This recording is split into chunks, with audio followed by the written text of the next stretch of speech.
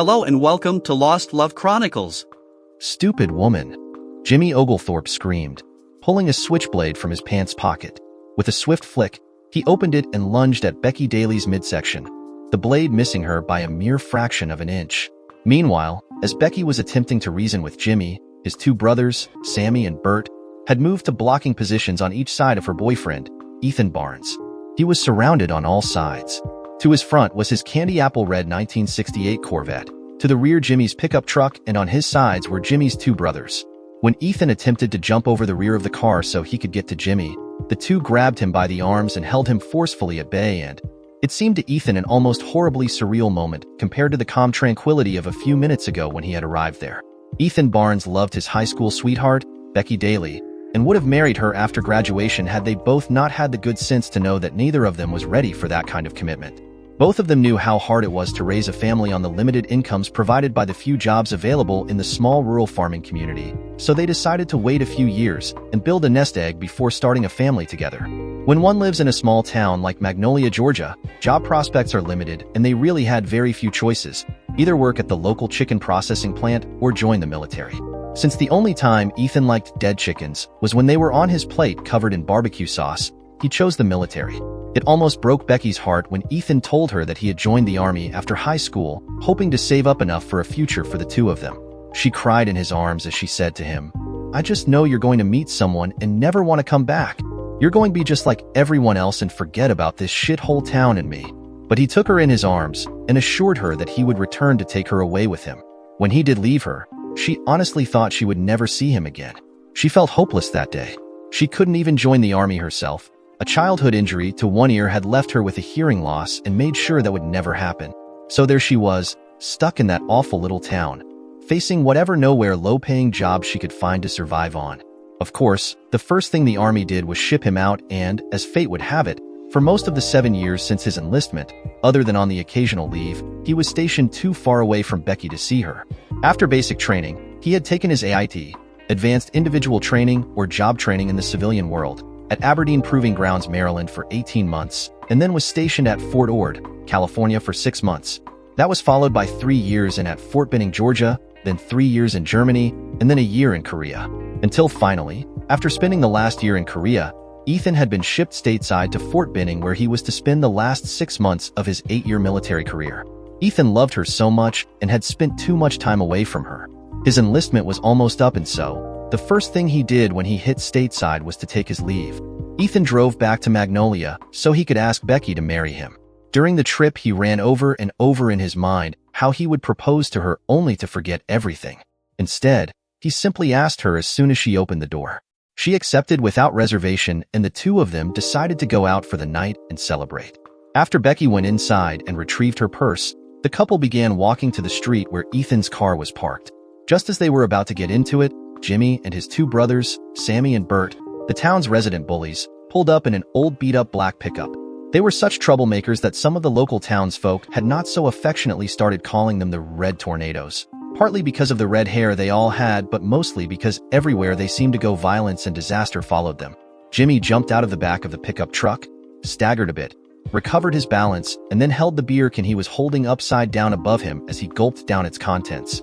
When the can was empty, he summarily threw the beer can directly at Ethan in a sign of utter contempt, all the while yelling at Becky. The enraged redhead started walking around the car until he stood in front of her. From the way he was acting, it was plain to see that the man was drunk, which made him all the more dangerous. Ethan and Becky both knew this, and Ethan could see the fear on her face. There had long been a rumor running around town about how Jimmy treated women. As the rumor went, Jimmy had gotten drunk one night after he picked up one of the local girls. Supposedly, he had beaten and assaulted the girl.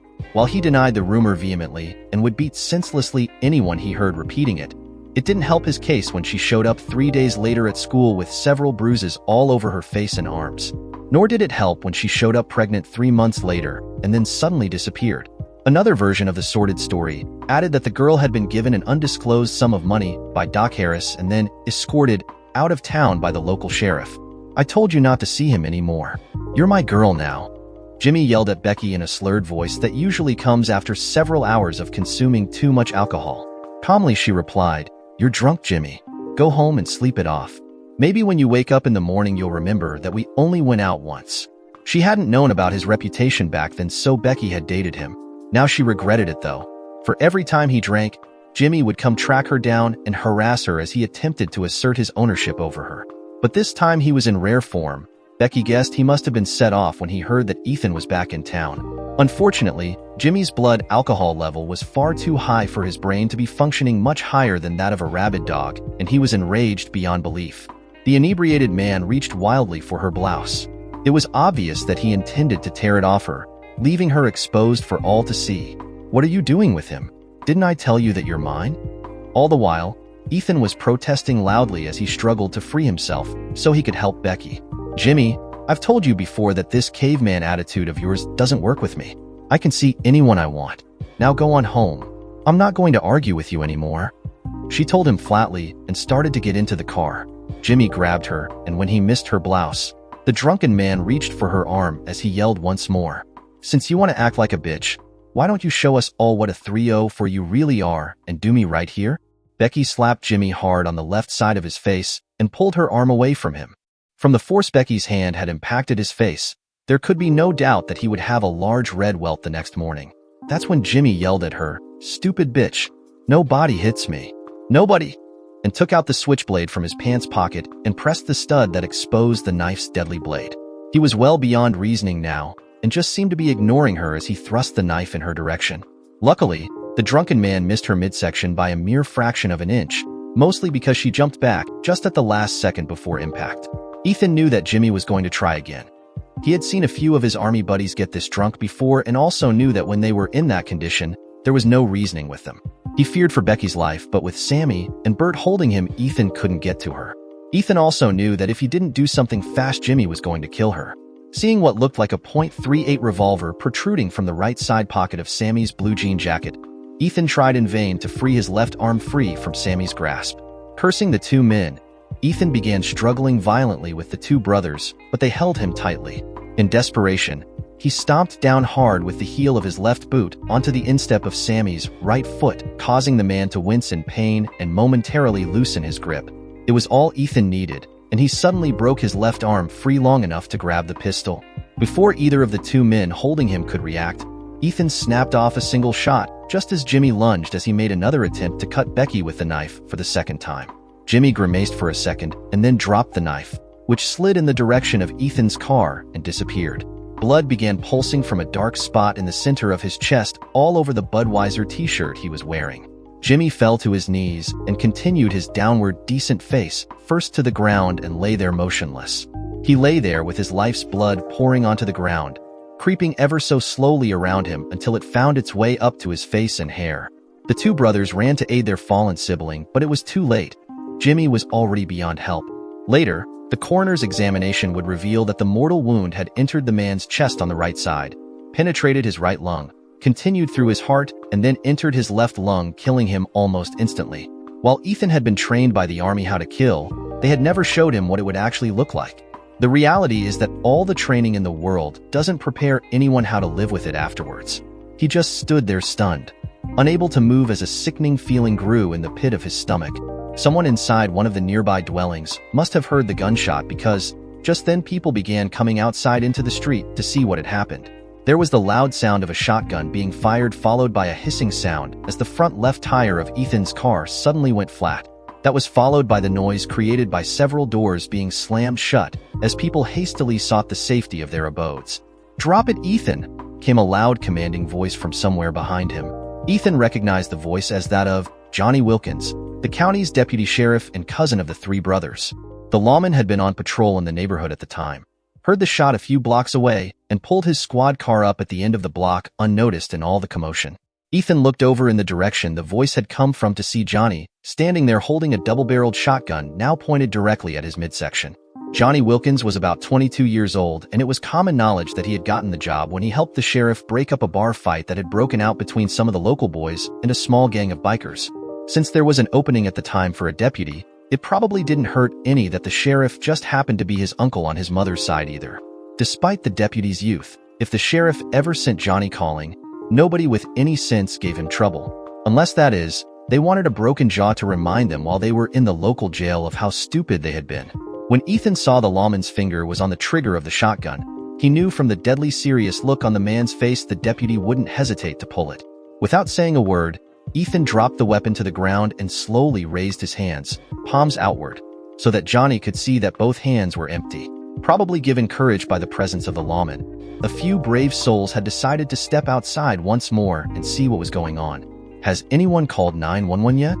Johnny yelled in the direction of the crowd forming behind him. An unidentified voice called back, "Tim has. They said they'll be here 3 minutes. How's he doing, Sammy?" The deputy asked his cousin. Sammy, who was kneeling over his dead brother's body, looked up and cried out, "He's dead, Johnny. That son of a bitch killed him." "Call Maddie," ordered the deputy. Everybody in the county knew that Maddie was the sheriff's wife. Then added, "Tell her to wake Uncle Jack and tell him to get his butt over here right now, and then tell Doc Harris to get over to his office." Just then, Sammy stood up and started walking in the direction of the pistol.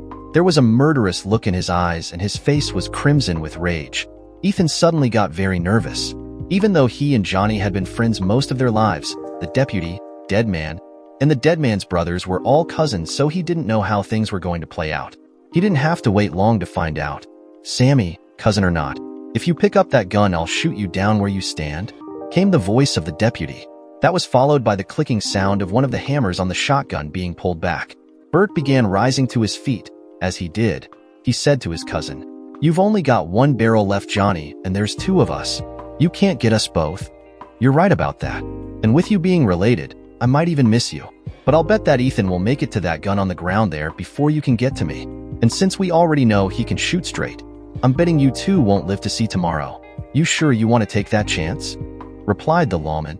Shocked expressions on their faces, his 2 cousins looked at him for several seconds.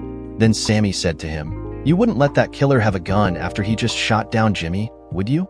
"Well now, to tell you the truth, I trust Ethan a whole lot more than I do you boys. So yeah, I reckon I would," answered the deputy dispassionately. They both knew their cousin didn't like them, and they also knew he meant what he said.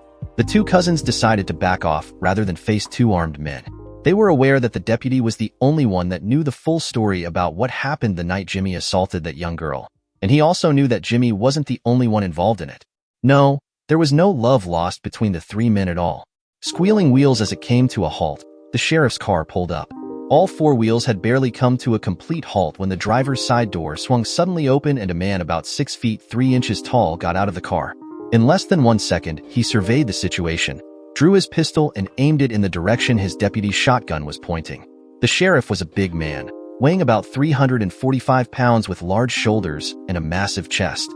He had just a touch of a potbelly, but you could plainly see he was every bit muscle everywhere else. His wasn't by any means a handsome man, with his pitted face and large bushy eyebrows. In fact, he was downright odd-looking, mostly due to the fact that he wore one of those old handlebar mustaches you usually only see in old westerns.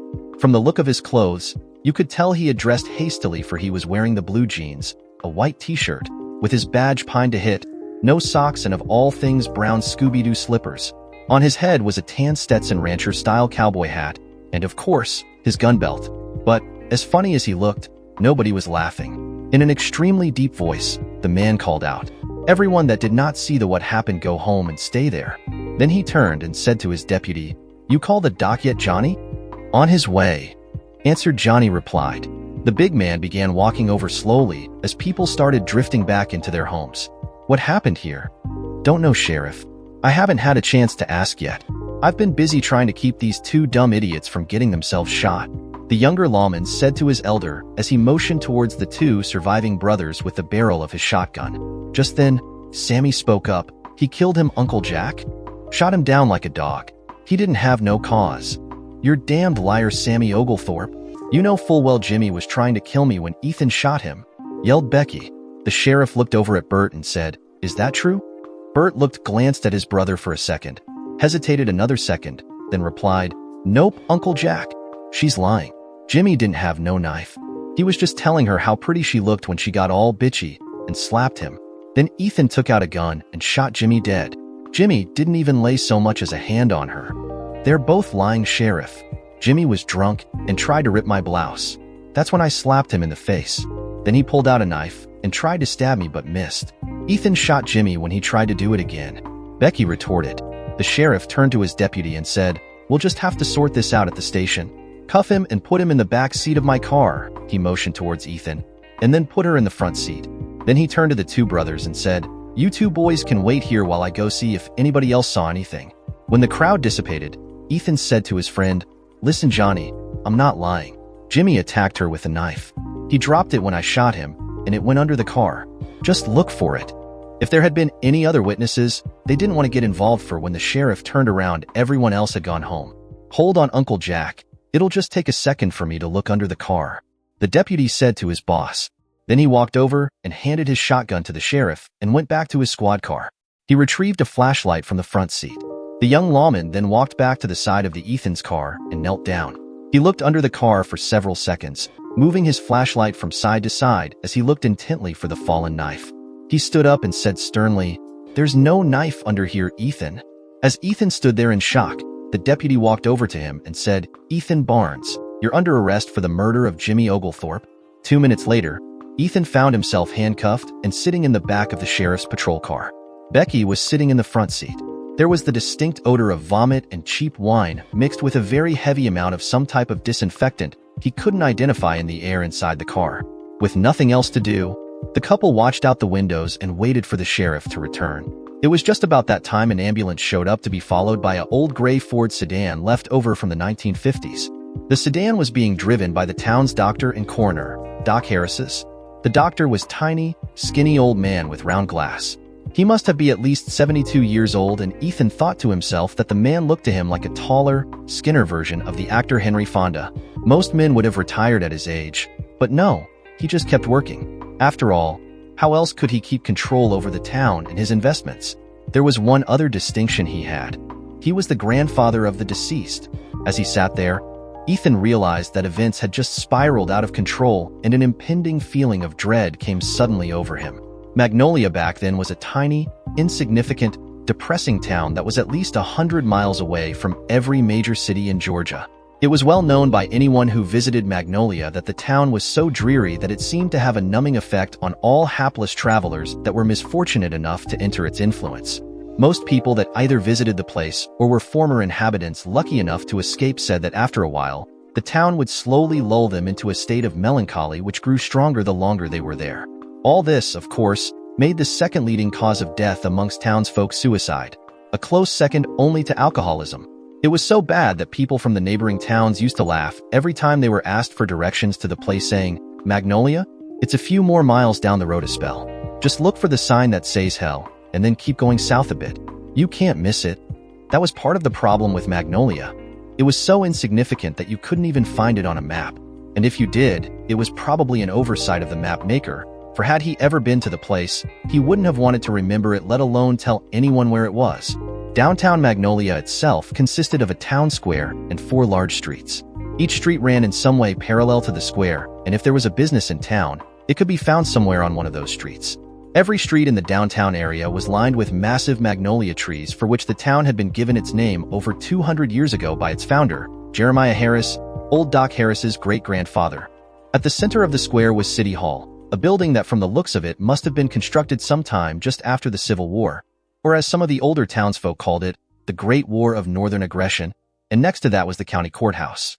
Every major building from the town hall to the post office looked like something out of a B version of Gone with the Wind, old, cheap, and badly maintained.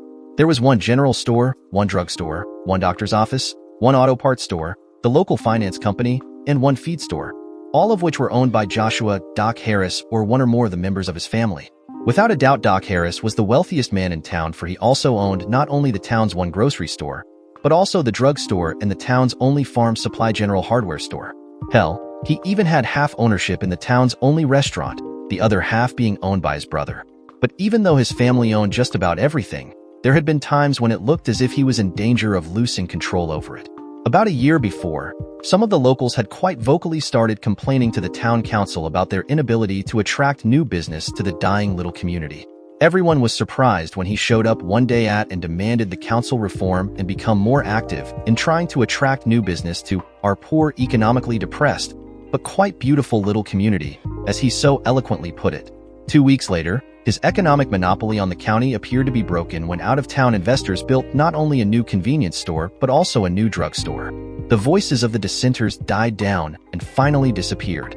Had anyone ever bothered to check into it, they would have easily discovered that the same corporation owned both franchises, and that the head of that corporation was of all people, Doc Harris. Before then, there had been only one gas station and one grocery store in the county. At the time, the only business he had never been able to acquire in the past was the town's one and only gas station. He had not only not given up his monopoly, but the sly old man had made it stronger by building the convenience store. And so, in the end, Doc's ability to undercut the man's price per gallon on fuel would lead to the eventual closure of the small family-run business. What only a very select few people knew was, Doc had been using his influence with his brother the mayor and the town council to make sure that no potential outside investor ever walked away with anything remotely resembling a favorable impression regarding the profit potential of the county. In fact, until the malcontents started complaining, the old doctor had found it very easy to maintain his monopolistic control over the county, probably due to the fact that most of the council members were either his nieces or nephews or in some way related to him by marriage. The town and most of the county were totally dependent on Doc and his family for just about everything from the food they ate to the mortgage on their homes. And the rural community around Magnolia didn't fare much better. The small farmer with 50 acres of land just couldn't afford the large machines and supplies like peanut diggers, hand shellers, cotton carts, poultry house cleaners, employee salaries, fertilizer, and insect spray anymore. He just didn't have enough acreage to make it profitable. Many small landowners rented out what farmable land they had to the larger landowners and would take jobs at the local poultry processing plants or accept whatever work they could find. While the state of Georgia might rank first in production of frying chickens, peanuts, and pecans, and second in the production of cotton and rye, farming is an expensive business. It just wasn't profitable to plant a crop and have it bring in $1,100 an acre at market when you spent half that to get it there. Assuming you didn't lose most of it to drought, unseasonable rains, unpredictable freezes, or worse. No, the days of the small farmer were gone, having long ago been replaced by the professional businessman. But times were changing and the old doctor was finding it harder to rule in the same iron-handed manner that he used to, and he was finding it increasingly difficult to keep outsiders from threading his tiny little empire. To sum it up, Magnolia was a decaying little town being run by a corrupt old man and his family of fellow vultures, all looking for any opportunity to pick it clean to the bone of anything of value. It was early in the morning the day after the shooting. Sammy and his brother were knocking at the front door of the trailer belonging to James Rollins. James lived in a broken-down old trailer that looked like it was built in the 1950s. The trailer was located at the very end of a 2-mile-long dirt road in the backwoods areas of the county laughingly called Route 3. The only sign of civilization, other than the tiny mobile home that is, were the power and phone lines running alongside the road. As they got out of their pickup truck, they were greeted by the annoying sound of mockingbirds screeching in the background and the sweet smell of honeysuckle growing in the nearby woods. James's girlfriend, Cindy Benson, opened the door, still yawning as she pulled a rather flimsy house robe shut around her body, just not fast enough to keep the two brothers from catching a quick glimpse of her luscious young body. Cindy was the hottest girl in town and had a reputation for being its easiest lay. She would sleep with anyone that showed up with a couple six-packs of beer or some weed and had probably slept with half the males in the county. If the truth were known, she was personally responsible for taking the virginity of most of the boys and men between the ages of 14 and 25. In a town that small, there was no hiding a reputation like that, and James knew all about her abundant sex drive. He just ignored it, partly because she was the only girl in town that would put out to him, but mostly because she also just happened to be the sheriff's daughter. And, when you're the local bootlegger, didn't hurt at all to have advance warning before John Law came calling at your door. She just stood there, not paying too much attention to how much of her ample bosoms her two cousins could see. She was about 5 foot 4 inches tall, had natural blonde, wavy hair that flowed almost to her waist, blue eyes, and very sexy pouty lips. The two brothers smiled at her lecherously. "Morning, Cindy," said Sammy. His brother was still staring speechlessly at his cousin. "What the hell do you two peckerheads want this hour of the morning that couldn't wait until later?" she asked as she stood halfway in the open door. Sammy replied to her, "I need to talk to James. Wake his fat butt up and tell him to get out here." The young girl disappeared for about a minute, then came back and said, "He said to tell you it better be good, or the next time you want some booze you're gonna have to drive all the way over to Noonan to get it." This was an especially hideous threat as Noonan was at least 200 miles away. The two brothers didn't respond. Sammy simply ignored her comment, and Bert was still staring at her. The girl then she added in a softer voice, "Morning, Bert. How's Tracy treating you?" Tracy was Bert's girlfriend. Seemingly entranced, Bert remained mute. Cindy giggled and said in a slightly louder voice, "Hey Bert, want some milk?" What? She had caught him off guard. He tried to recover and forced himself to stop staring at her. "She don't talk to me no more ever since she found my girly magazines. She got mad and told me she ought to be enough woman for me." Cindy ignored her other cousin and said seductively to Bert as she ran the fingertips of her right hand slowly down the outer collar of her housecoat as though she were reacting to the chill of the morning breeze. The movement revealed even more of her bosom for them to see before pulling it tightly around her. "That's no way to be. I look at them myself. They got some real interesting pictures in them. I wouldn't mind if you looked at the magazines if you was my man."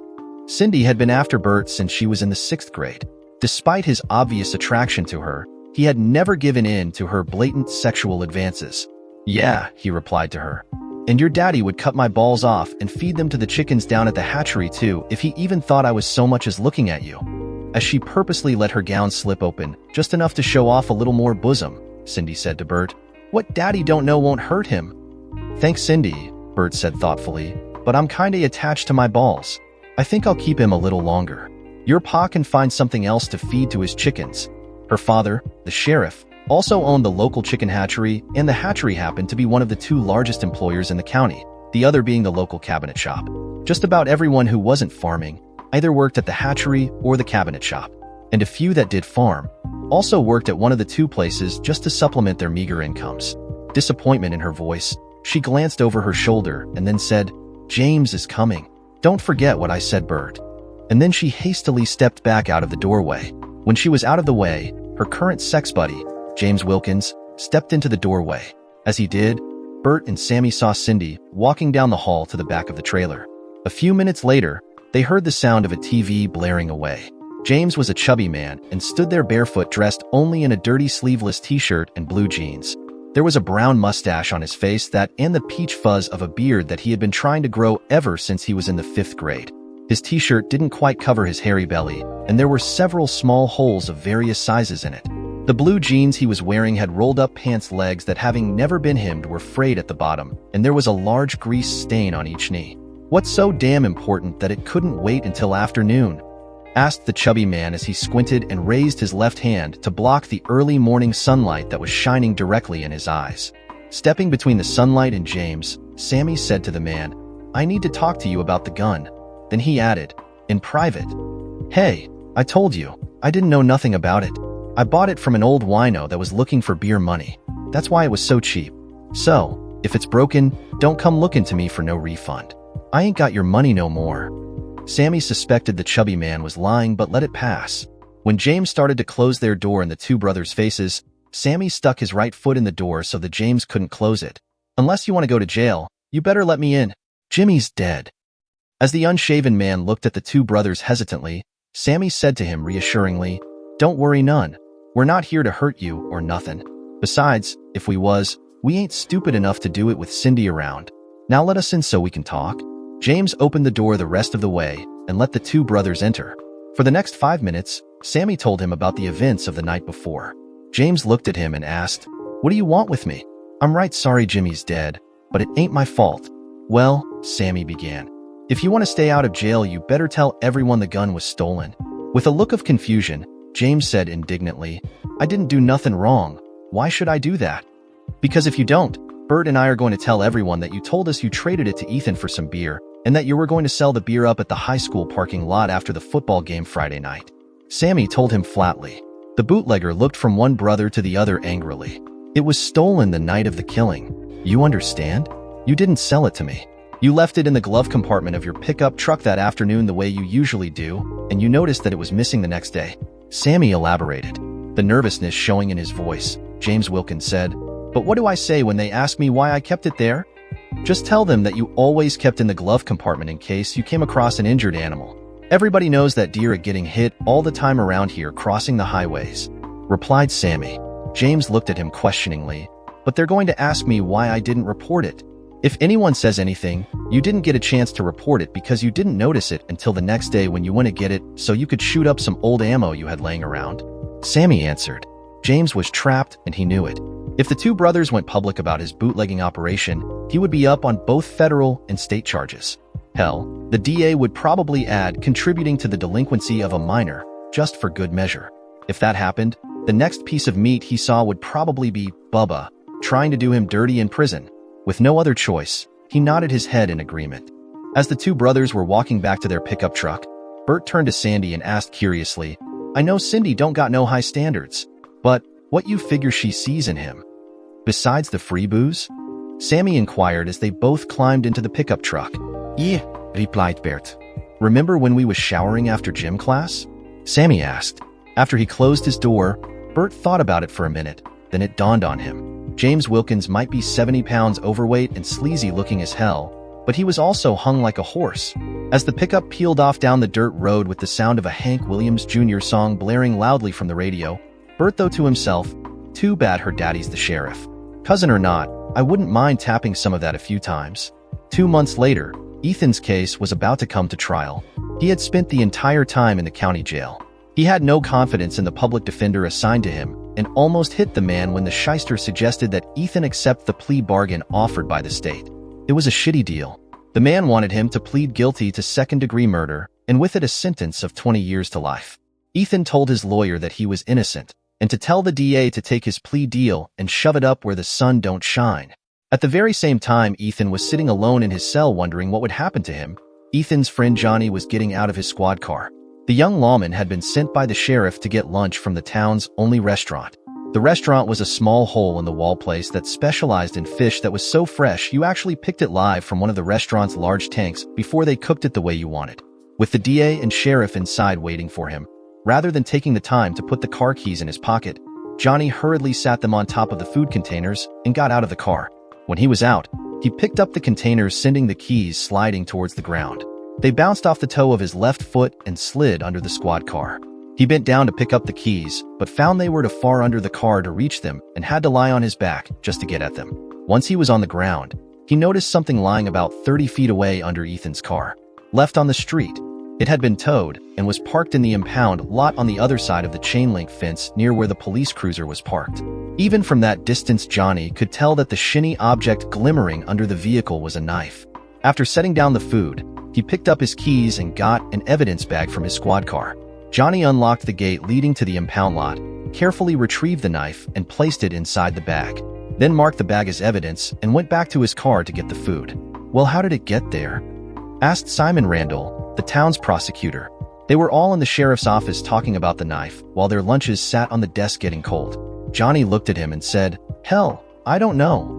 I guess it must have bounced off the ground and got stuck in the undercarriage of Ethan's car somehow. It probably fell loose when the car was being lowered to the ground by the tow truck." This changes everything. That knife supports the story Ethan and Becky told. It also means that your two cousins perjured themselves on the stand. I have no choice but to notify the defense of this evidence. I might as well dismiss the charges now, yelled the now red-faced prosecutor. His temper was renowned, and he didn't like to lose. Johnny said to the sheriff, "Somebody better tell Doc before he hears about it. You bet he's going to be pissed." "Don't look at me. I'm not going to be the one to tell him.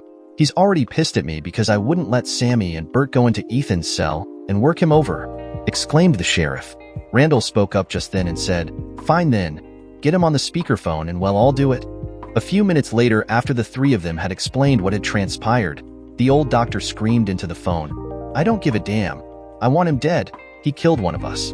I don't care how it happened. Do you understand? Make it happen. Loose the knife if you have to, but make it happen." "But we can't," said the attorney into the speakerphone. "He's innocent. Besides, if it ever got out that I withheld evidence from the defense, I'd be disbarred." The old man bellowed back, "Listen to me, Randall. You want to be governor someday, don't you? How do you think you are going to get there without my help? If you don't do this, I'll ruin you. When I'm done with you, you won't be able to be elected dog catcher. Am I making myself clear?" Just then Johnny spoke up, "Well, count me out. He's my friend, and I'm not going to see him die for something he didn't do." There was a long silence, and the two men in the room looked at the deputy in shock, for nobody challenged Doc. "Didn't your wife just have a child? How are you going to feed them when Jack fires you? And where are you all going to live when I have him show up the next day and evict you from that brand new house of yours? Have you forgotten, boy, who's paying for it?" Came the voice of the old man from the phone. "Go ahead, you old pig, but I still won't let him die," replied the young lawman, rage in his voice. There was a much longer silence this time.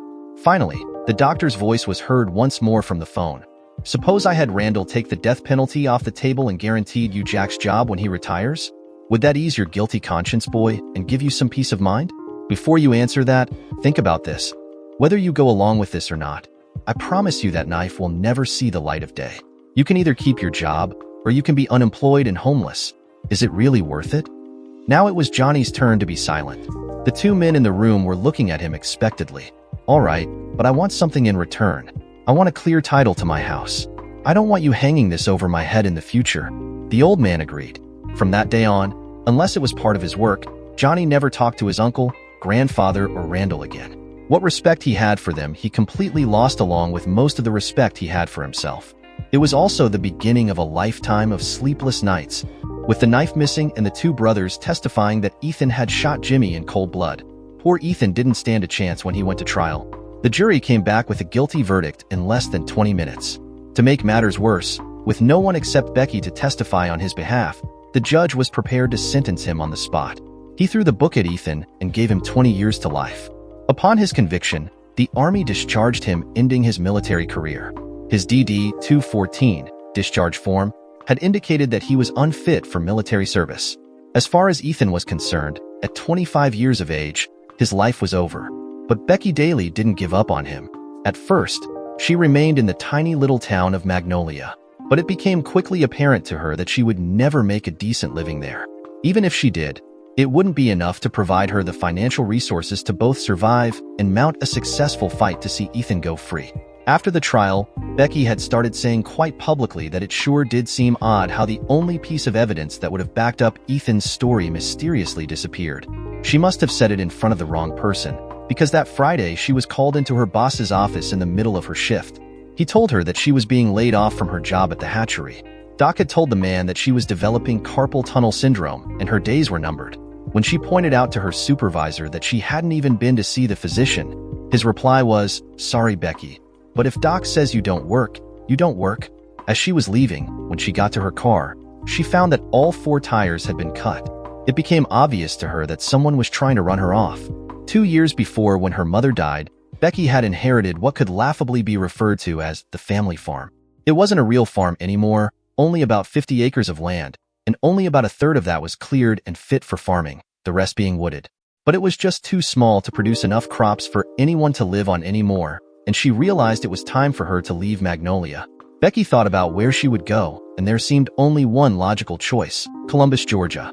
There she might find better employment with which to finance her fight for Ethan's freedom. It was the largest city in the state of Georgia by area, if not by population, and was located near one of the country's largest military bases, Fort Benning. It certainly didn't escape her mind that the move to Columbus provided the added bonus of putting her closer to Ethan, as the state prison was conveniently located just at the edge of town.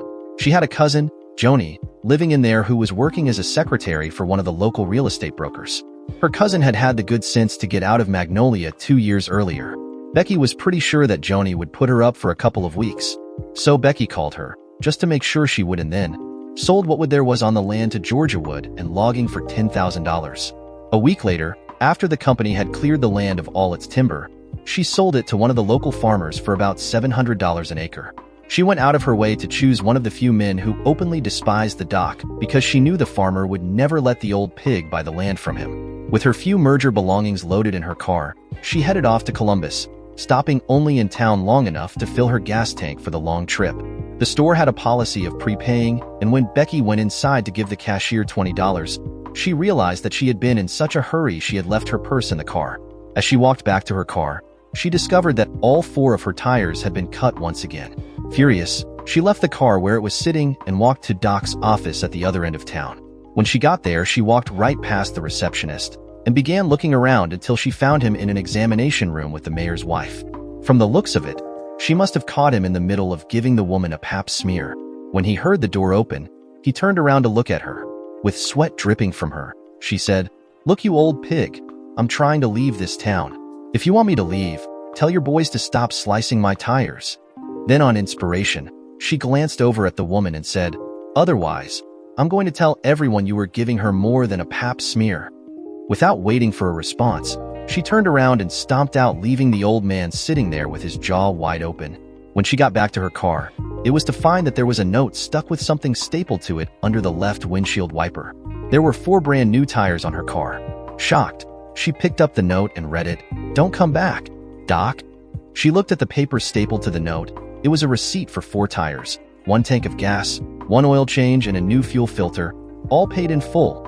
As she pulled off onto the state highway, a road with a name that only those poor unfortunate souls who were misfortunate to live in Magnolia ever seemed to remember, Becky thought to herself, "This town hasn't seen the last of me, you old fool."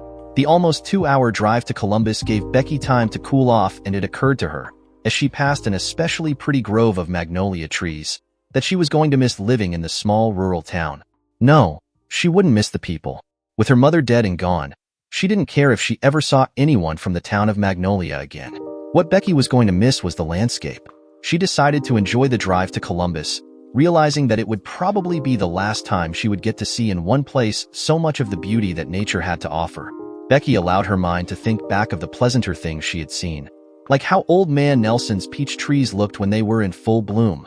Becky remembered fondly how much the old man and his wife must have loved those trees, to get up at 5 o'clock on mornings when there was frost on the grounds, just to make sure that heaters in their front yard were lit so the trees stayed warm. The old couple only had a handful of them, and the trees certainly did not produce enough to make a profit. Nonetheless, every day for 6 months, the couple would tend them as if they were children in need of care. Becky believed they loved the trees very much. Perhaps the trees even returned their love by giving their caretakers the largest, sweetest, most beautiful peaches she had ever seen. Despite herself, it occurred to her that she would even miss crying sound of those awful little birds that would wake her from their tree branch perches in the woods outside her bedroom window every morning. For months, she had tried running the little buggers off without success, until finally one day, she realized that she'd gotten used to them. Why is it when you are enjoying something it seems to go by fast, Becky wondered. Have I driven that far? She had just started enjoying the drive and was already passing a sign reading Columbus city limits.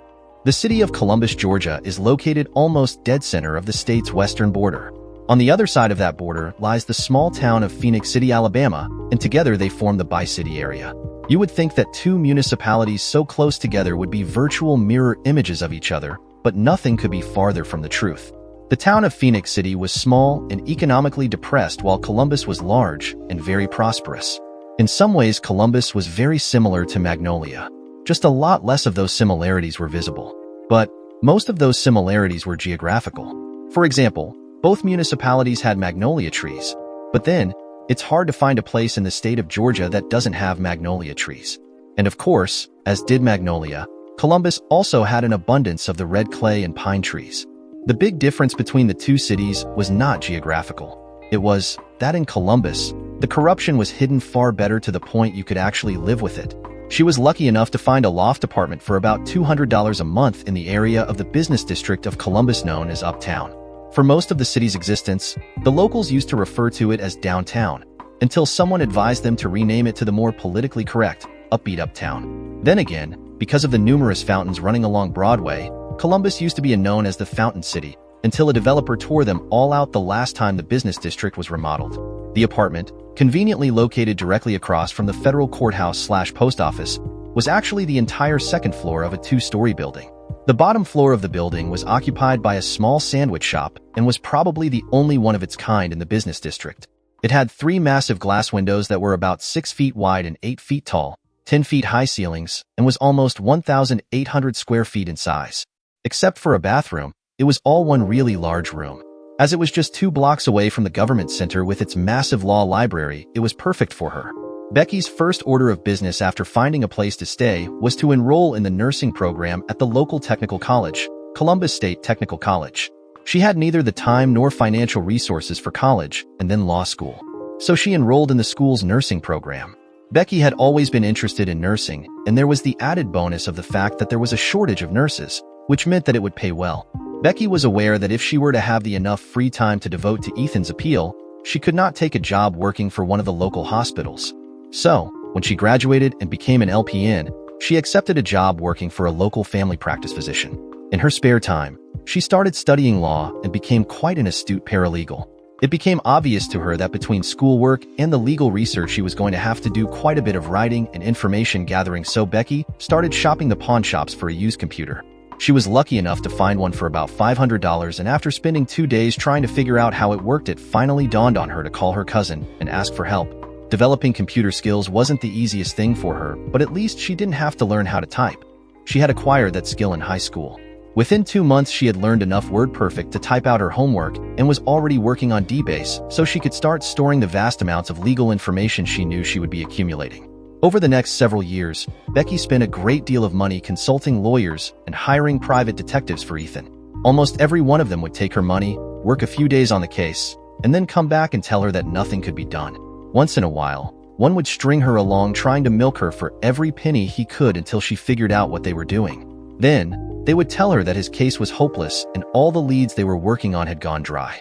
In 2006, the doctor she worked for changed her hours, working longer days but closing the office on Fridays, which suited Becky just fine. It gave her more time to spend on Ethan's case. By the winter of 2008, she was almost broke for the 3rd time, and the trails were as cold as ice. Half the people involved in the case were dead, and the only ones left alive were the deputy, who had become sheriff a few years back, and the 2 brothers, Bert and Sammy.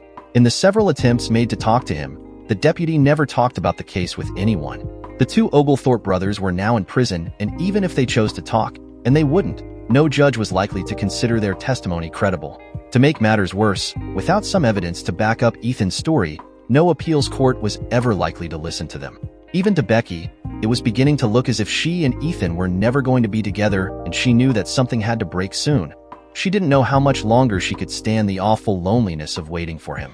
A few years ago, she had had to have a full hysterectomy, and she wondered if he would still want her now that she would be unable to give him any children. She had to hope. Her youth dwindling, all she had left was her hope. That, and her love for him.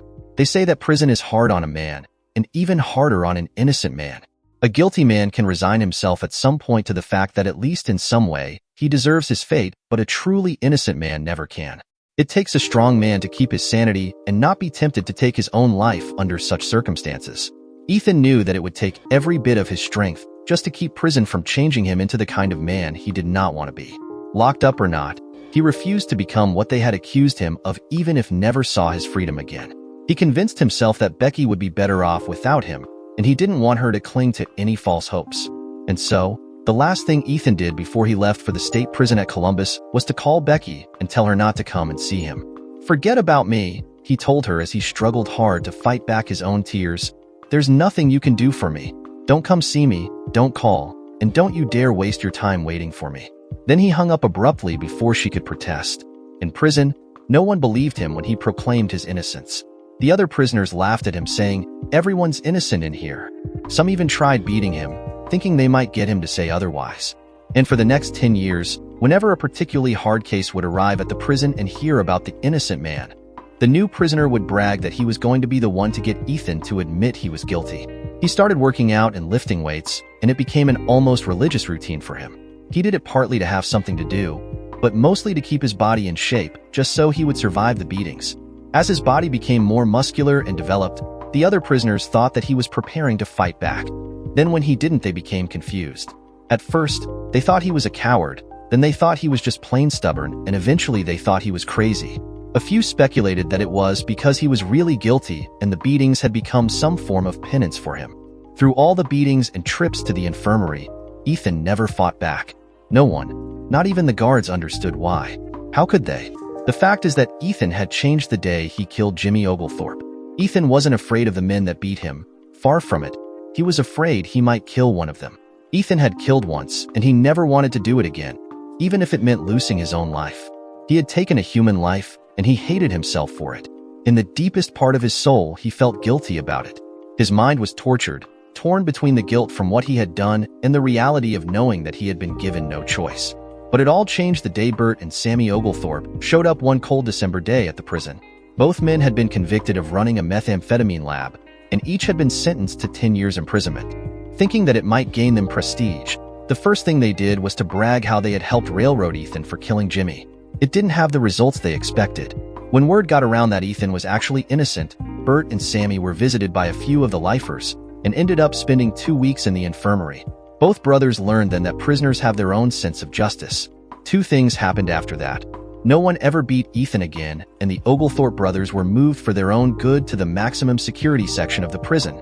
It seems the two brothers began showing up every day at the infirmary with various bruises and minor cuts and contusions. For reasons unexplained, it took the warden 6 months to make the decision to move them there. Maybe the warden had his own idea of justice too?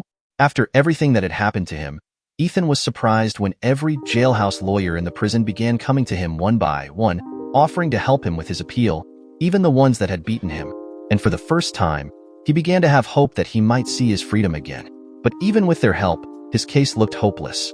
Ethan and his newfound friends spent the next 5 years trying to find some angle for an appeal, but there just wasn't one. You either had to show that the judge had made an error, a witness had committed perjury, or that the defense had been denied access to either a key witness or piece of evidence. The brothers would never testify about their part in sending him to prison. Even if they did, no one would believe them, for everyone would think that they had been intimidated into lying. And without the knife, he could never prove self-defense. And the knife was still missing. Even if it did turn up, it would not be admissible as evidence unless he could prove that the prosecution or police had known about it and withheld it from the defense. Just when he was about to give up all hope, help came from an unexpected place, and the Georgia Supreme Court finally agreed to hear his appeal. It was scheduled for June 2nd, 2008. Chapter 8. The Clinic. Dr. Mark Jennings was born and raised in the town of Magnolia. While attending the county's schools, his teachers quickly realized what a bright student he was. It was another time back then. People were different, and when he made the National Honor Society, the whole town was proud of him. Even though it was a poor community, when he graduated, they took up a collection to help him with his college expenses. It had humbled him deeply. He was from poor parents himself and knew how hard everyone worked and how hard life was for the poor people of Magnolia. Mark Jennings never forgot what his hometown did for him. The scholarship he got to Emory University helped get him through college, but it was the town's help that got him through medical school. Had he not been urged by his instructors to specialize, he would have become a family practitioner and returned to his hometown to start his practice. And, in some ways, he had regretted that decision. But, when in January of 2008 old Doc Harris died, and he heard the town was going to be without a doctor and the hospital was to be closed, Mark Jennings decided it was time to pay the people he owed so much to back. As a doctor, he knew that the town was just too small to support a full-time hospital and had no illusions about it reopening as such. The Harris family had been trying to sell the building unsuccessfully for months, but there were no takers. After all, who needs an empty hospital in the middle of nowhere? So, when Dr. Mark Jennings made them an offer for it, they went for it like sharks at feeding time. The doctor would have gladly paid twice the price they were asking for the hospital. He knew the building alone was worth it. He wanted to surprise the town, so he made sure the sales contract included a 20% penalty should the sellers disclose to anyone that he was the buyer until 90 days after the date of sale. Since most everyone that worked for the county was somehow related to Old Man Harris, it wasn't hard to keep the sale secret. The whole county was surprised when he opened the hospital as a free clinic and began providing medical services at the hospital on Fridays and half-day Saturdays. He didn't have a lot of experience at family practice, but his partner, Victoria Mercer, did. It was only a few years ago that she had moved from family practice to urology. Vicky, as her friends knew her, had mentioned that she missed it sometimes. When Mark told her that he could use her help, she jumped at the chance. She even got her husband Lyle to help them get supplies for the clinic at little or no cost. He worked for a pharmaceutical supply service and had convinced the owner, his father, that it would be good press for the company to be seen doing some charity work. One of the local girls, Cindy Benson, now Cindy Benson Thomas, volunteered her time and was a one-woman office staff, acting as receptionist, file clerk, and insurance expert all in one. For several years, she had been known as the town floozy and was well on her way to becoming a full-time drunk. That is until she turned up pregnant one day. Motherhood changed her. In fact, it changed her so much that even old Doc Harris was so impressed when she stopped drinking, smoking, and sleeping around that he gave her a job at the hospital. She eventually married one of the local farmers and was quite well off. She didn't need to work, but when Cindy heard the clinic was being opened, she didn't hesitate to volunteer her services. Cindy would file any insurance, Medicare or Medicaid if a patient had it, and use the money to pay for the medical supplies, utilities, and any medicine that the doctors could not get from the pharmaceutical representatives. Thanks to some creative accounting, no patient was ever turned away, whether they had insurance or not, and no patient ever paid a copay. The two doctors simply paid the expenses out of their own pockets. Becky Daly had heard from a pharmaceutical representative about the two crazy doctors that were going to be driving over 100 miles from Atlanta, where they lived, to the small town of Magnolia just to open a clinic there 2 days a week, just so the townspeople could have free medical care. Her funds were almost completely depleted, and she was becoming desperate. The professionals she had hired had come up empty, but they had all been outsiders.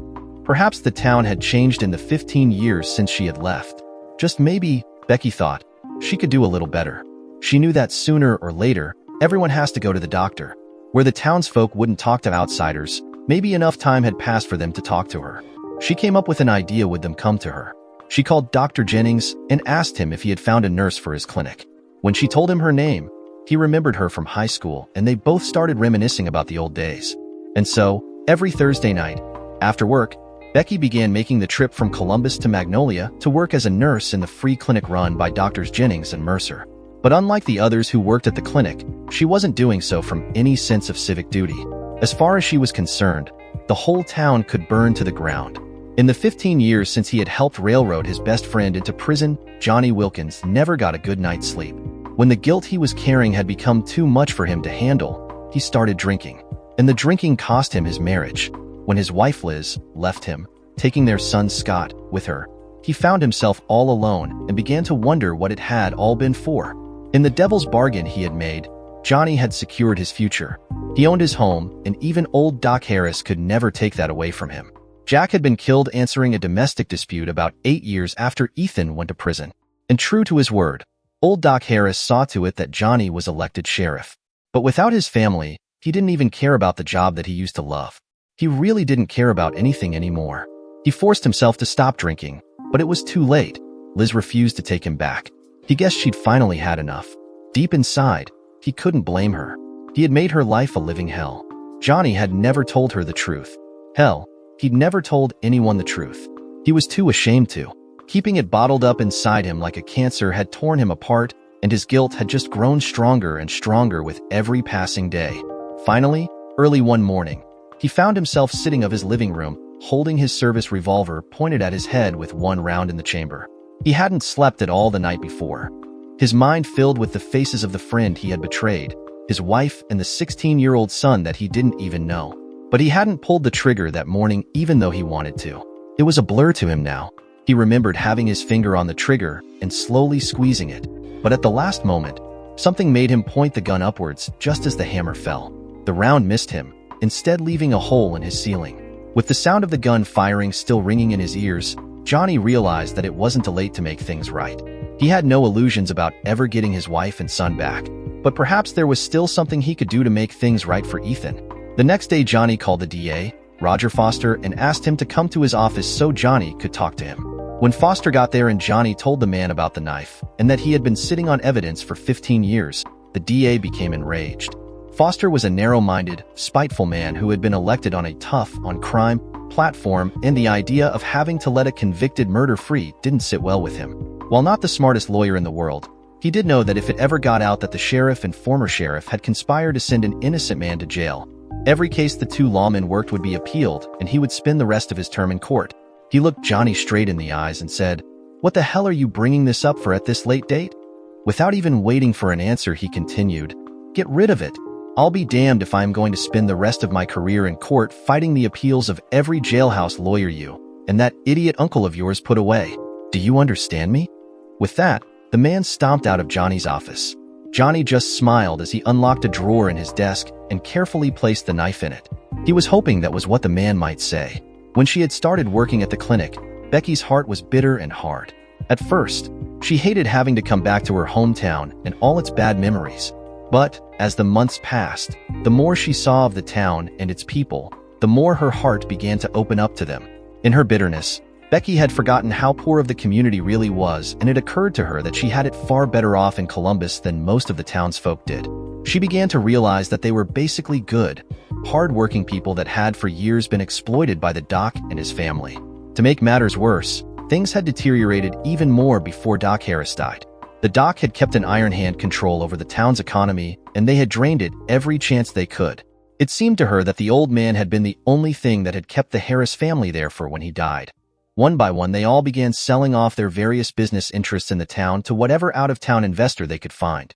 Of all his relatives, only the sheriff, Johnny Wilkins, and his cousin Cindy remained, probably because they had been the black sheep of the family had no real interest to sell off. If Cindy knew anything, she never mentioned it to Becky, but that was because everyone involved had been careful not to tell her for fear she might spill what she knew while in a drunken haze. Becky had been working at the clinic for almost 5 months when she got the call from Johnny Wilkins asking if he could meet her somewhere and talk to her. Even thought Becky didn't trust the man. She knew he might be her last chance to learn something that could help Ethan, so she agreed to meet him at 4 o'clock that Saturday afternoon at the clinic after it closed. Becky was surprised when she looked out into the lobby as the doors were being locked and found the sheriff waiting for her. She had expected him not to show up. He had a small blue gym bag sitting on the floor next to him. When Becky walked into the lobby, the sheriff rose to his feet and, for just a few seconds, the two just stood there looking at each other, neither of them sure what to say to the other. It was then that Doctors Jennings and Mercer walked in, followed by Cindy. Becky had told them all about the meeting that morning. As Dr. Mercer and Cindy sat on one of the couches near him, Dr. Jennings leaned with his back against the wall opposite the man. All eyes in the room looked at the sheriff expectantly. The lawman bent down to the floor and picked up the gym bag. Holding it with one hand, he opened it, reached inside, and pulled something out. When they saw what it was, everyone stiffened, for he was holding in his hand a dusty, clear plastic evidence bag containing a knife. "Is that?" Becky asked. She could barely get the words out. The sheriff lowered his head and said in a low voice, "Yes." "Where did you find it?" she inquired, her heart racing. Without raising his head, the lawman answered, "It was under Ethan's car in the impound lot. It must have gotten stuck somewhere in the undercarriage. I guess the knife was knocked loose when the tow truck lowered it to the ground." "Who found it?" Becky asked, his voice beginning to crack. The sheriff answered, "I did." "When?" From the condition of the bag, she thought to herself, it must have been quite some time ago. He remained silent, too ashamed to speak. "Johnny, how long have you had the knife?" Cindy asked. The sheriff looked at Cindy and summoned the courage to tell her, "I found it just before the end of the trial. Why didn't you tell someone, Johnny?" The woman inquired of her cousin. He raised his eyes to look at her and said, "I did. I told Jack, Randall, and Doc. They told me to loose it. Doc threatened to take my house away and have Jack fire me. He said that they'd make the knife disappear anyway. Liz had just had the Scott, and Doc held the note on my house. I couldn't afford to lose my job. God help me. I swear couldn't see any way out." "Why are you telling us about it now?" Becky asked skeptically. He looked at her and replied sincerely, "I haven't had a decent night's sleep in the past 15 years, and I've lost my family because I started drinking over this. I almost ate a bullet over it. Yesterday, I went to the DA and told him about it, but he's too goddamn concerned with his career to make it right. So now I'm coming to you. I want to make it right." Cindy stood up and was going to take the bag containing the knife from his hands when Becky stopped her. "Don't touch that." "But why?" "It's the proof you need to clear Ethan," Cindy said to Becky, and she stopped and held her hand in midair. Becky got a very serious look on her face as she replied, "Because it will break the chain of custody. Isn't that right, Johnny? Then it will be useless." "She's right. My God, I can't believe what I almost did," replied the lawman as he withdrew his hand quickly. Just then Dr. Mercer spoke up and said, "For those of us who are legally illiterate, will one of you please explain what's going on?" Then, she realized what she'd said and had to fight hard to keep from laughing out loud. Mark Jennings didn't show as much restraint and started laughing hysterically. It seemed to break the tension in the air until Becky and Cindy looked at him sternly. Basically, the chain of custody is a chronological record of where the knife has been and who has had it. It started when I found the knife, placed in this bag, and marked the bag. If I give this knife to someone and don't document it, then the chain of custody is broken and the knife's value as evidence is suspect. There would be no real way to prove that the knife presented as evidence is actually the knife I found. And even if you could prove it was the same knife, there's no way to prove it hadn't been tampered with," the sheriff explained. Cindy looked at him and said, "Well, you have it. We've all seen it. What are you going to do with it?" "I'll tell you what we're going to do with it," Becky interjected.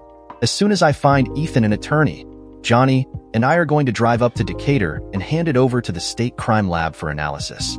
Then, Johnny's going to give an affidavit in which he detail everything he just told us." She paused for a few seconds while she thought, "What I can't figure out is what do we do about the gun? They still have Ethan for possession of a stolen weapon, and that makes him look guilty. Sammy and Bert are in the state prison at Columbus. I'm sure they've been running their mouths about it, but I can't even get the warden to talk to me. It would be nice to know what they've been saying." It might give us a lead to go on. The only problem is, all the lawyers in Columbus I've tried didn't get anywhere. I'd like to try someone else, but frankly, I have no idea who's good and who isn't. Dr. Jennings spoke up just then. I think I might be able to help you with that. My nurse told me her boyfriend had some problems with his ex-wife a while back, and the lawyer he found was very creative in solving them. I don't know if this is the kind of thing he can handle, but it's worth a try. What do you think? I'll take all the help I can get, replied Becky. Cindy said to her cousin, What about you, Johnny? Anything you can do to help? He considered it for a second and then said, I'll make a call to the warden in Columbus and see if he will talk to me. No, better yet, see if he will talk to Ethan's lawyer. That way we keep you out of it. We need to keep you away from potential witnesses. There's going to be enough questions about your motivations as it is without someone questioning the credibility of witnesses because you had contact with them. We're going to have enough trouble with your credibility as it is when everyone finds out you've been sitting on the knife all these years.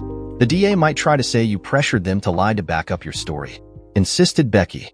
They all went into Dr. Jennings' office and stood around impatiently while he called his nurse to ask her for the name and phone number of the attorney her husband used. 5 minutes later, they had Howard Booth on the speakerphone and were recalling the whole story for him. When they were finished, the voice of the lawyer came over said, Becky, Sheriff Wilkins, I'll meet you at the state crime lab. After we've handed over the knife, we'll all go to my office and I'll get an affidavit from you. Then I want you to call the warden in Columbus and see if he will talk to me as Becky suggested. He paused a second and then asked, Sheriff, how much trouble do you think this DA you talk to will be? None at all, replied the sheriff smiling. Everyone present looked at him in surprise as silence filled the room. It was broken by the voice of the attorney coming from the phone. Okay, I'll bite. Why is that? I suspected he might react that way, so I made sure that the security cameras were running when I talked to him. The lawman answered, still grinning. 2 days later, the knife was safely at the crime lab and Johnny had given his affidavit. Johnny and Becky were in the attorney's office listening while the man talked to the warden of the Columbus State Prison. Candidly, the warden said, the two Oglethorpe boys started bragging about it as soon as they got here, but they shut up after some of the other inmates started using them for punching bags. They haven't said a word about it since then, too afraid to talk about it. Hell, I had to move them to maximum security just to keep them from being killed. The whole prison knows about it. I just assumed you knew too. He had already told them everything the two brothers had said. I just took over the case. Is there anything else you can tell us? Asked the attorney.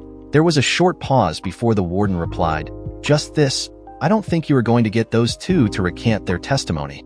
Even if they did, the DA will probably just say they're doing it to try to get out of maximum security.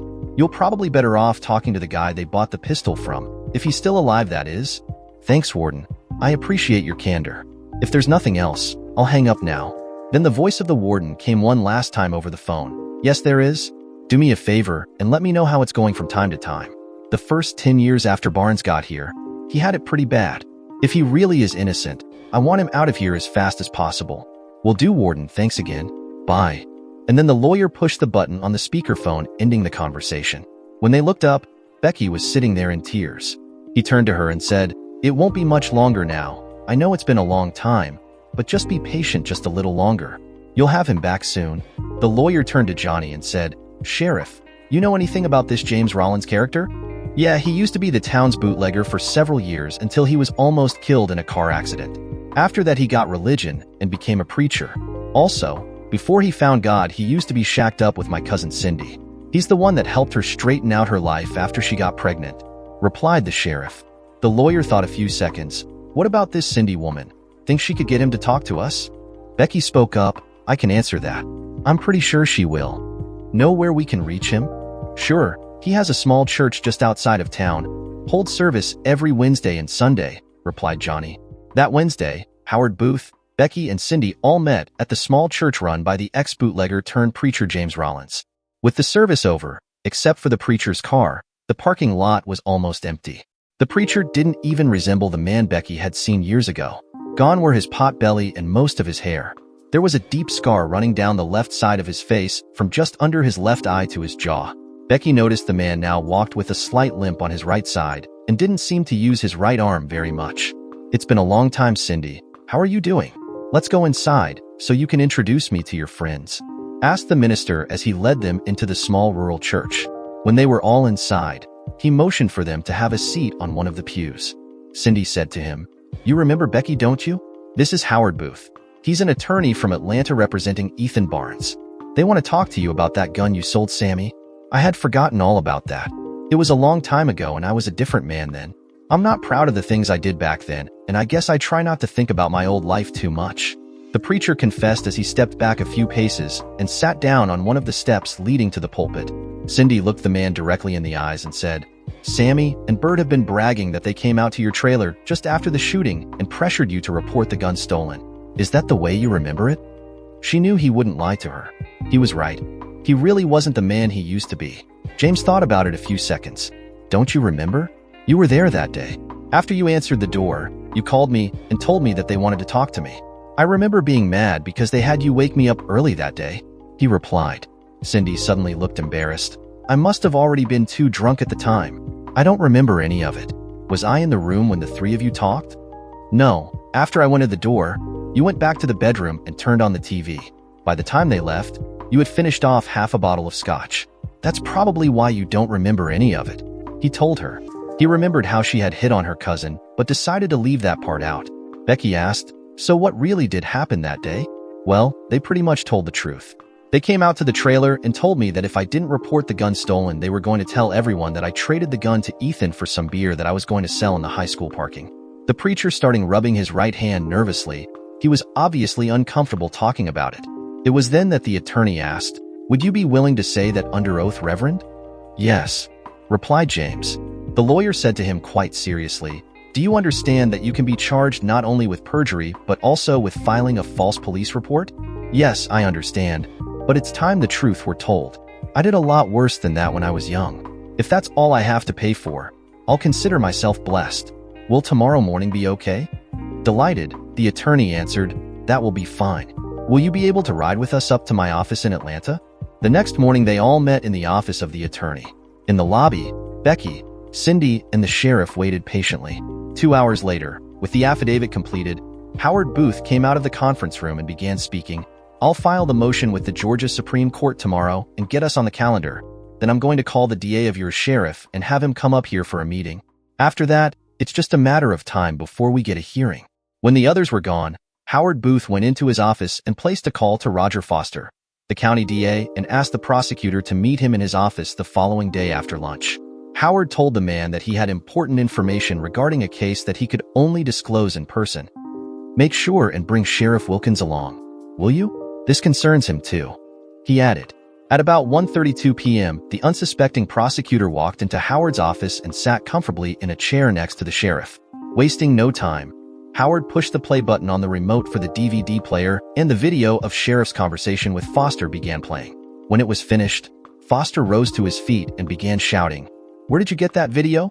Then he realized how the lawyer had gotten it and turned to the sheriff and said, "If you've shown this to anyone else, I'll..." He was cut off in mid-sentence. "Sit down. Shut up. I'll tell you exactly what you're going to do." Howard yellowed back at the man. It took the county prosecutor by surprise, and very slowly he sat back down.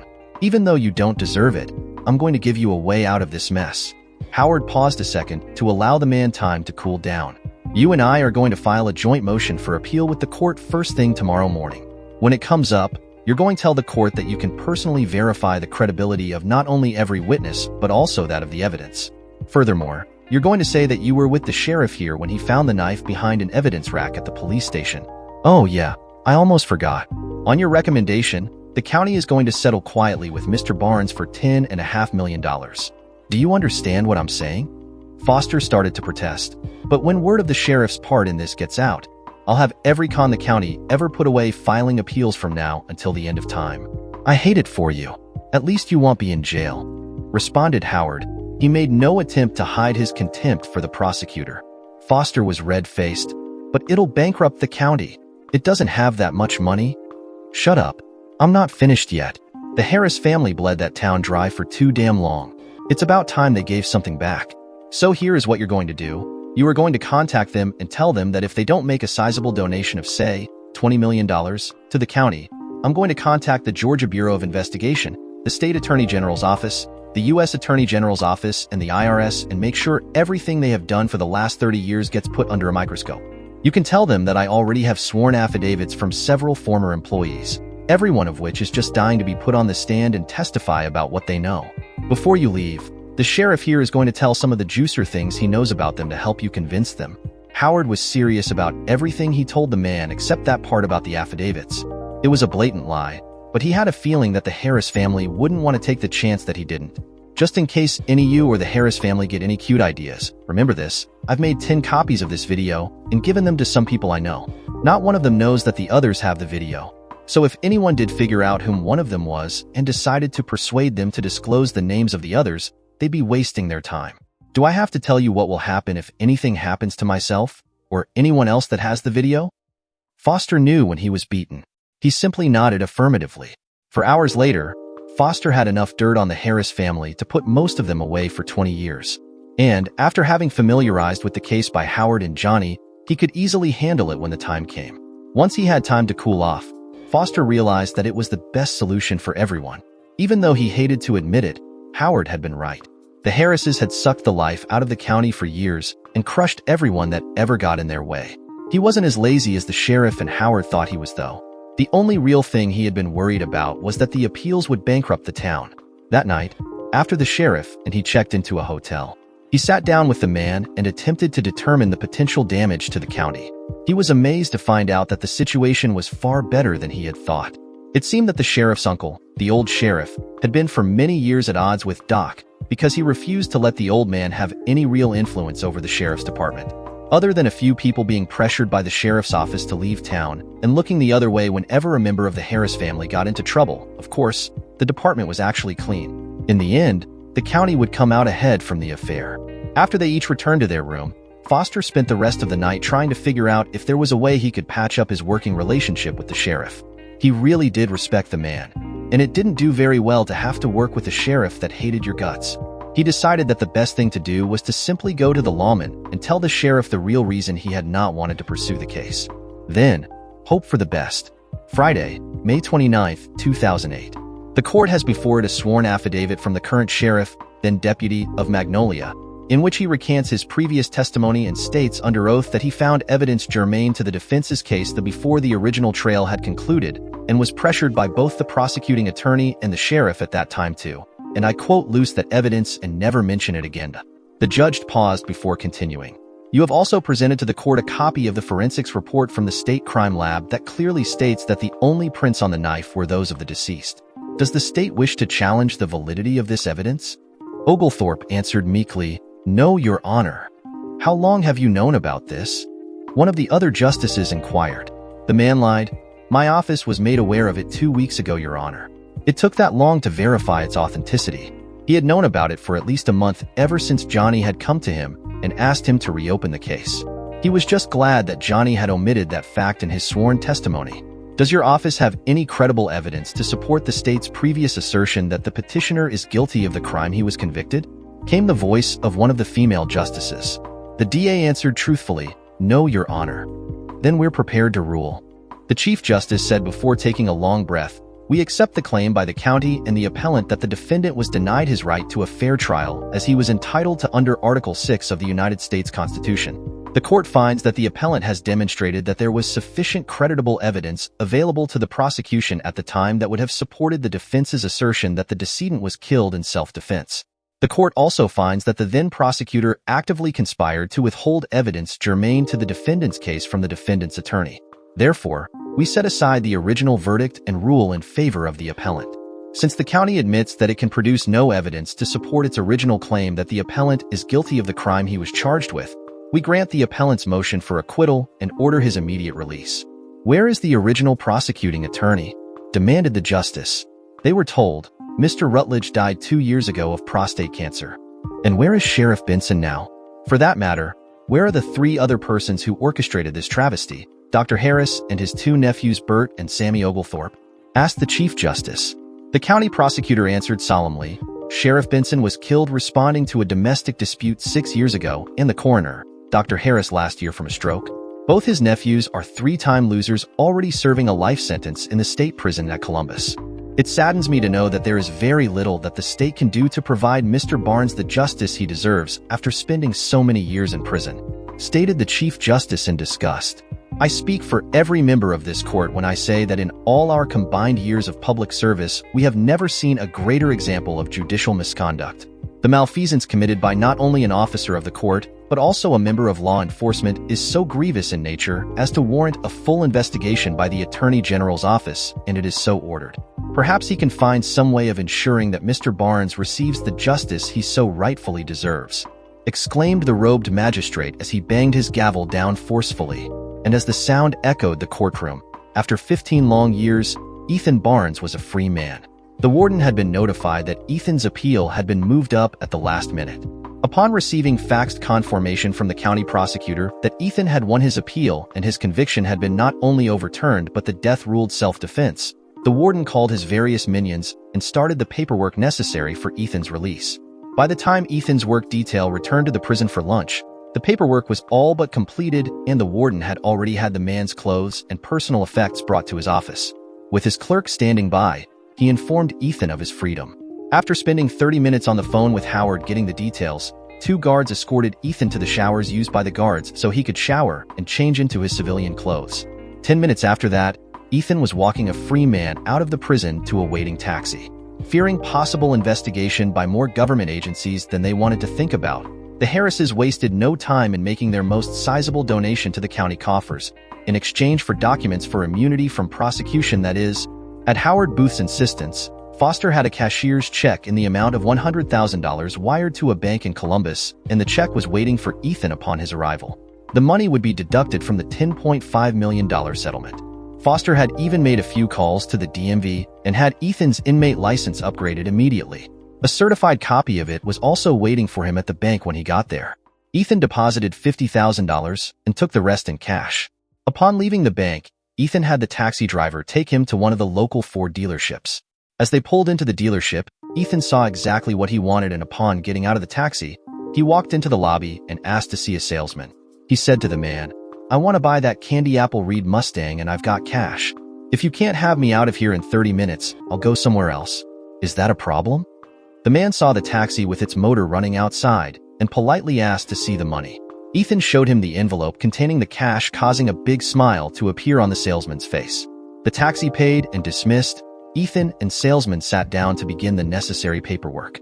While they were doing so, the manager of the dealership came over and politely asked Ethan if he would be offended if the man verified the authenticity of the money.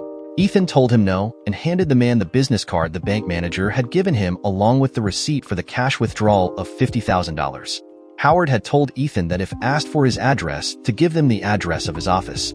It came in really handy when they were talking to the insurance agent over the phone, making sure the car was insured. 2 minutes later, the manager returned apologizing profusely to Ethan and asked if there was anything he could do to help move things along. Exactly 20 minutes later, Ethan was in his brand new car and on the highway back to Magnolia. The drive to Magnolia seemed to take forever, which gave him plenty of time to think. In his conversation with Howard, Ethan had learned a lot. The man had told him how Becky tirelessly worked to get his freedom, that she had never married and had waited for him all that time. Upon hearing the lawyer's words, Ethan felt the heavy burden of guilt fall upon him. He felt horrible for not having returned responding to her calls, letters, and requests to see him. He had meant well, but in hindsight, he could see now that it was the wrong thing to do.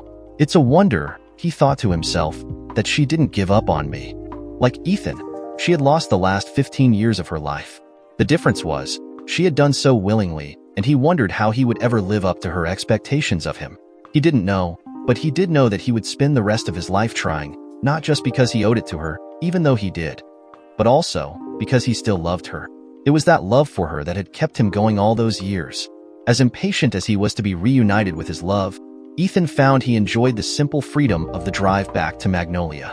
He took in the landscape along the way as he passed field after field covered with the trademark red soil, made so by its high iron oxide content.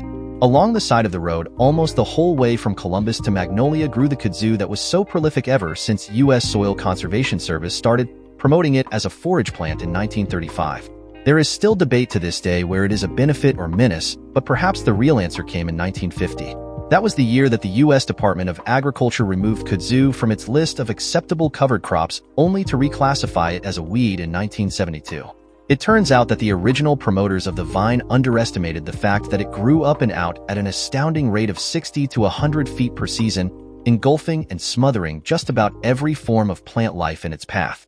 Menace or not, it gave a distinctively rainforest appearance everywhere it grew, as it literally covered everything it came in contact with. As he entered the town limits, Ethan realized just how much the small town had changed. There were several new buildings in town, and in front of most of them someone had planted a variety of ornamental pear tree called the Bradford pear. During the spring, snowy white flowers would appear often before the leaves. But, as beautiful as the tree was, the damn thing gave off the most god-awful odor when its flowers were in bloom. As the autumn came, the leaves would turn bright to dark red before falling. It did produce fruit, albeit tiny fruit, about 1 inch in diameter, and round the tiny pears could barely be seen when still on the tree. Had he not been stationed in Korea, Ethan would not have known what they were, and he guessed from the size of them that they must have been planted there shortly after he had been sent to prison. While they were very beautiful, the rancid odor was so horrible that Ethan hated them, and he thought to himself as he drove through town, "Great, they've actually found a way to make the place worse." It had all happened so quickly that no one had been given enough time to call Becky and tell her that the appeal had been moved up, let alone that it was over and Ethan was a free man. And with everyone so busy at the clinic, no one even noticed the phone ringing when Howard Booth tried to call Becky and tell her what had transpired.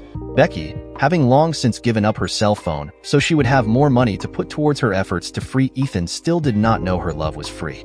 By the time Ethan was pulling up in front of the hospital-turned-clinic, it was 5:03 p.m. Inside, with the exception of Becky, everybody was gone, the doctors having left a half hour before for Atlanta, and Cindy had left just 15 minutes later, and the clinic was closed for the week. Becky had stayed to finish what little cleaning needed to be done after the day's activities when she heard the bell indicating that someone had come in the front door. Realizing that Cindy must have forgotten to lock it on her way out, Becky headed to the front door. When she walked through the doorway into the lobby, her heart almost stopped, and she stood there in shock for several seconds, for coming in her direction was Ethan. She almost didn't recognize him. He had changed so much in the 15 years since they had last seen each other. His black curly hair was a bit thinner now, and there were just a few more wrinkles on his brow than she had expected. Even so, he was still as handsome as ever. They both found themselves rushing into the embrace of each other's arms. They kissed long and passionately as only lovers can for several seconds before hesitantly their lips parted, and they just stood there for what seemed like an eternity, holding each other tightly. Becky was the first to speak. "Is it finally over?" She whispered Ethan's ear and continued to hold him to her. "Yes, my love, it's over," he replied. Showering his neck with kisses, Becky said to him softly, "Will there be another trial? I couldn't bear the thought of losing you again." "No, the court ruled it was self-defense. Howard even got the county to settle, so there won't even be a civil trial," Ethan answered. There was a wide grin on his tired face. Reluctantly, Becky broke her embrace with Ethan, walked over to the door and locked it behind him. Becky called Dr. Jennings and explained what had happened. The doctor was very understanding when she told to him that she wouldn't be returning to the clinic anymore. He told her that he had expected nothing else and not to worry, he would find a replacement. Becky looked at Ethan contently as she ran her fingers through the curls in his hair. "Well, what do we do now?" "Get shots," he replied abruptly. Confusion in her voice, she asked, "What?" "Vaccinations. You know, the ones required for overseas travel. You don't happen to have them here, do you?" was his response. She sat up suddenly. "Planning a trip?" "More like a honeymoon followed by an extended vacation. Say until we both get tired of traveling. Where would you like to go first?" Then he added, "I don't care as long as it's as far away from here as I can get." "Did you just propose to me?" "Actually, no. I did that 15 years ago. You do still want to marry me, don't you?" Becky began to speak softly. "Before I answer that, I need to tell you something. A few years ago, I developed cysts on both of my ovaries. The doctor had no choice but to remove them, and I had to have a full hysterectomy." Then Becky paused hesitantly as tears began to flow from her eyes. "Ethan, I can never give you any children. I gave up on the idea of having children a long time ago. If you have your heart set on raising a child, we can always adopt one," he told her as he started to wipe the tears from her eyes with his hands and then kissed her softly. She settled down. "If you don't mind, I think I'll pass. I'm too old to get up in the middle of the night and change shitty diapers." They both laughed. "So, is that a yes?" Ethan looked at her expectantly. She nodded and kissed him again. The prison had given Ethan a copy of his medical records before releasing him. Becky looked through them, trying to determine what shots he might need, and was shocked by what she found. She tried hard to fight back the tears when she saw the number of times he had been treated by wounds inflicted by the beatings he had received in prison. They had told her that he had had a pretty bad time of it, but she had no real idea just how bad until then. Ethan ended up spending several minutes trying to calm her down. Finally, when she was calm enough, they decided to return to Columbus and file for their passports. From there, the couple flew to Atlanta, then to Las Vegas, where they got married and spent 2 weeks honeymooning. It took them that long to tire of the place. They rode the Amtrak from Atlanta, Georgia to Amsterdam, New York, and then drove to Niagara Falls. The couple was in San Diego 6 weeks later when they got a call from Howard Booth telling them that the rest of the settlement money had been deposited in their account. He had also petitioned the Army to change Ethan's discharge status to that of honorable. The Army could have called him back to active duty, but decided not to. Instead, Ethan was granted full back pay and benefits. The amount was about $300,000. Howard had quite generously agreed to accept that amount as payment for his services. When Ethan insisted he take more, Howard refused, telling Ethan the publicity from his case had generated him more business than he could handle. 5 months later, word reached them that their passports were waiting for them back in Columbus, so they flew to Atlanta and then hopped a shuttle flight back to Columbus. Becky and Ethan spent the next week calling on old friends and catching up on current events, at the end of which, passports and luggage in hand, they caught a shuttle flight to Atlanta and spent a week visiting with Doctors Jennings and Mercer before they started their round-the-world trip together. It was in September 2 years later, and they were both tired of travel. The couple decided to make one last trip before settling down for a while. They chose, of all places, as their last stop their hometown of Magnolia. Their intention upon leaving was to start driving, and when they found a place they liked, stop there and set up housekeeping. When they got there, it was to find that the little town had changed a great deal since they had last seen it. It actually looked vibrant and new. It seems that the town fathers had spent the money wisely and had actually brought life back into the tiny rural community. Just when the poultry processing plant was about to close down, they managed to get an outside investor to build a small call center in the town. It seems that the investors had taken another look at the cost benefits of their current offshore-based call center and realized that it wasn't as cost-effective as they had first thought. Since they were looking for an inexpensive way to bring the service back to the States and didn't require a very large work pool, Magnolia was perfect for them with its near-empty hospital and soon-to-be unemployed population. Between Magnolia and Columbus, the investors were confident that they would find more than enough trainable applicants to fill their needs. It was a sweet deal for the town all the way around. Since Dr. Jennings didn't require such a large building for his clinic, the investors agreed to buy the hospital from Dr. Jennings at his original cost. Of course, there was a provision in the contract that they build a clinic more befitting the town's needs as part of the deal. Time and distance had given Ethan pause to reflect on what had happened to him, and he decided to look up his old friend Johnny Wilkins. Before Ethan and Becky left for their extended vacation, he had learned from Howard that in many ways, his friend had been almost as much a victim in the whole affair as he was. Ethan also found out that he most probably would not have been alive had the man failed to intervene in his behalf with old Doc Harris. Ethan was determined to thank his friend for saving his life. Ethan and Becky had been chatting with each other about how differently the town looked when their car pulled up in front of the sheriff's office. It was about 2:56 in the afternoon. They both got out of the car and started towards the door. Ethan hesitated a bit before entering. The last time Ethan had seen the place, he was in handcuffs, and the memory of the experience came back to him suddenly. Becky looked over at him, seeing the hesitation on his face, turned to him and said, "We don't have to do this now if you're not ready." "No, I'll be okay.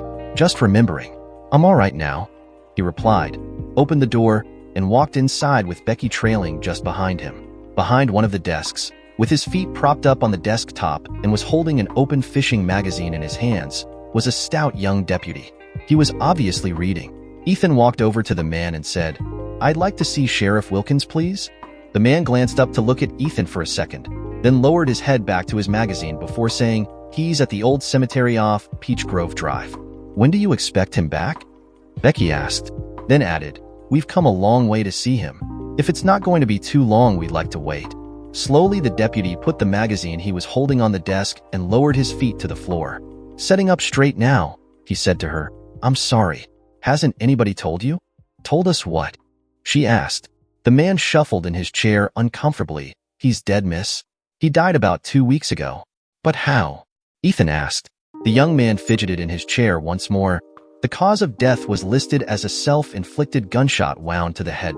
"Does anybody know why?" Ethan asked. Becky was too stunned to speak. The deputy answered, this time with a more conciliatory tone in his voice. Well, in the suicide note, he apologized to his family and best friend for all the pain he had caused them. He said he regretted not doing the right thing and knew he could never make it up to them. I guess the guilt was just too much for the sheriff to bear anymore. Ethan turned abruptly and left without saying a word. The young lawman looked at Becky and asked, is he going to be okay? I'm sorry. I didn't mean to be so blunt. I just didn't know any other way to tell him. No, you did the right thing, Becky said to the man. It's just that he is the best friend Johnny was talking about. A look of understanding and embarrassment came to his face and the deputy said to her, oh, I see. Damn shame so many people were hurt because of one mean, corrupt old man. If it's any consolation, things are different now. It is. Thanks. She turned and exited the building. When she got in the car, Ethan was sitting on the passenger's side. He turned to her and said, his voice cracking, how many more people are going to be hurt by this town? There were tears rolling slowly down his cheeks. I really think he was the last one, honey. The Harrises are all gone, and from what I can tell, the town seems to be doing better now. She replied as she took his left hand in hers. He had sat there in silence for about 10 minutes when the nauseatingly foul odor of a Bradford pear tree assaulted his nose. It infuriated him, and he turned to her and said, why don't we go see Cindy and then cut this trip short? Unless you have someone else you want to see, that is. She said what they were both thinking, let's get this over with. I've had enough of this town to last me for a lifetime. And so, after a cordial but short visit with Cindy, they found themselves leaving the small town of Magnolia, Georgia, never again to return. Ethan and Becky wandered the country for about 5 weeks before finding a place they both liked where they finally found happiness together. Never again, though, did either of them speak of the tiny town of Magnolia, Georgia, or its people. Dear listeners, please share your thoughts in the comments section below, and don't forget to like, share, and subscribe.